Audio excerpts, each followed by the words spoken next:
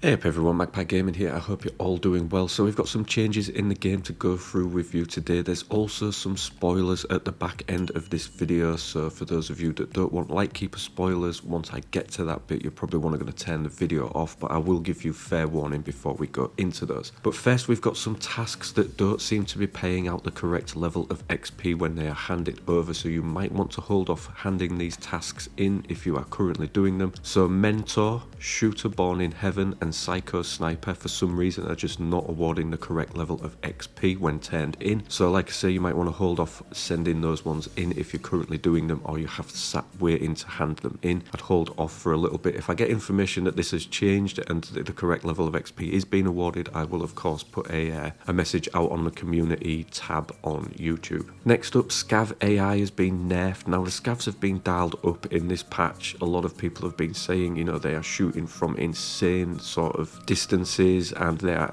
hugely accurate. A lot of people dying to Scavs. A lot of people that would usually just breeze through Scavs as well, but apparently the AI has been nerfed. So normal Scavs and sniper Scavs have had their bullet spread from automatic weapons nerfed, so they won't be able to hit as large an area as they was before. They're still going to be pretty hardcore, I think, but with an automatic weapon you've got a better chance at taking them on. So yeah, they've been nerfed. The values are between 50 and 30% depending on the Scav. Of course, there are four different types of Scav in the game. There's easy, normal, hard, and then impossible, and they have all had nerfs added to their automatic weapon spread, so hopefully they should be a little bit easier to take on now. Key base values have been increased, so at the moment you will see in the game that even just random keys are pretty hard to get hold of because the actual base value of the key was so low that so much tax would be added on top that it didn't make it worth listing them on the flea market. I think this has been done to tackle RMTs and cheats and things like that, but these base values have been increased now, so rare keys should be able to go onto the market for a lower tax fee, making it feasible to actually sell them on the market now. So keys should start to turn up on the market, but you know, some people will still try and barter them for stupid things, but we should start now see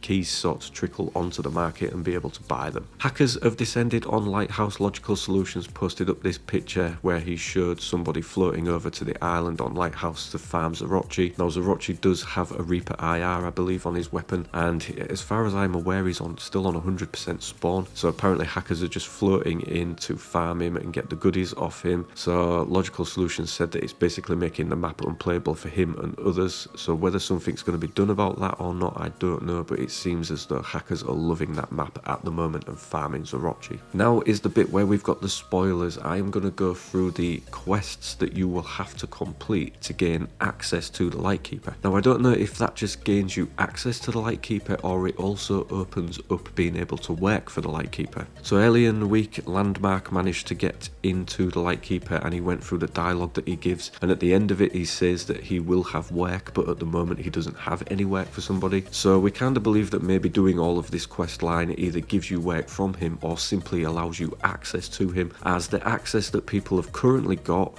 is apparently a glitch and you're not meant to be able to do it the way that Landmark did it. But anyway, these are the quests that you'll have to complete as a normal player to gain access to the Lightkeeper. So you'll have to do Punisher Part 6, you'll have to do Setup, House Arrest Part 2, Cargo X Part 4, Peacekeeping Mission, Living High is Not a Crime Part 2, The Blood of War Part 3, The Huntsman's Path Eraser Part 2, The Tarkov Shooter Part 8, Gunsmith Part 19, Broadcast Part 2, Decontamination Service, Drug Trafficking, and you must have a level 2 rep with Fence, which isn't too hard to get. You just need to simply level up your Scav and use car extracts, things like that. You'll soon reach level 2 rep with him. But those are the quests that you've got to do to reach the Lightkeeper. To be fair, it's going to be something that the average player will just never do. Those quests are some of the ones that I have never touched in this game, even when I've sort of really hit the game hard and tried to quest through. As a casual gamer, it's just not something that I will ever achieve. So that's a bit of a shame. I hope that this is going to change in time so that more people will have access to Lightkeeper. But I think right now this guy is very experimental and I don't think he works like he's intended at the moment. I think he's just in there as a bit of a novelty for the moment, but I assume that Battlestate will be working on